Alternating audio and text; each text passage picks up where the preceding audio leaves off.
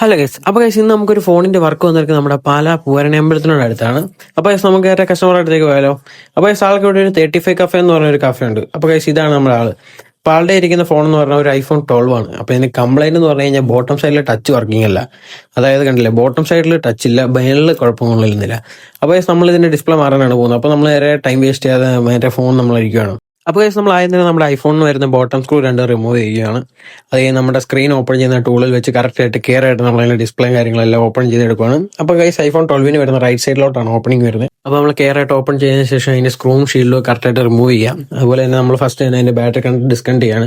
അപ്പോൾ ഗൈസ് നമ്മളെ customer contact ചെയ്ത് നമ്മളെ വീഡിയോസും കാര്യങ്ങളൊക്കെ കണ്ടിട്ടാണ്. അപ്പോൾ ഗൈസ് ഞാനിടുന്ന വീഡിയോസ് നിങ്ങൾക്ക് ഇഷ്ടപ്പെടുന്നുണ്ടെങ്കിൽ വീഡിയോക്ക് ലൈക്ക് കൊടുക്കുക, പറ്റുന്ന കൂട്ടുകാർക്ക് ഒന്ന് ഷെയർ ചെയ്തിട്ട് എല്ലാവരും അക്കൗണ്ട് ഒന്ന് ഫോളോ ചെയ്ത് വെച്ചേക്കുക. അപ്പോൾ നമ്മുടെ പഴയ ഡിസ്പ്ലേന്ന് ഇയർ സ്പീക്കറും കാര്യങ്ങളൊക്കെ സേഫ് ആയിട്ട് റിമൂവ് ആക്കേണ്ടതാണ്.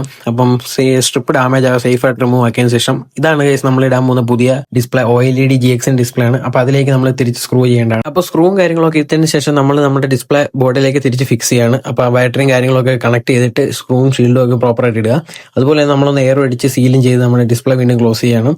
അതുപോലെ നമ്മുടെ അതിന്റെ ബോട്ടം സ്ക്രൂവും കാര്യങ്ങളൊക്കെ ടൈറ്റ് ചെയ്തിട്ടുണ്ട്. നമ്മളൊന്ന് ജസ്റ്റ് ഉണങ്ങാൻ വെക്കുക.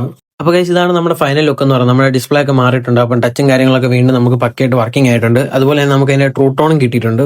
പക്ഷേ സെറ്റിംഗ്സിൽ നമ്മൾ അബൌട്ട് ചെന്നിട്ട് പാർട്സ് ആൻഡ് സർവീസ് സിസ്റ്റം നോക്കുവാണെങ്കിൽ നമുക്ക് ഡിസ്പ്ലേ ചേഞ്ച് അൺനോൺ പാട്ടെന്നായിരിക്കും കാണിക്കുന്നത്.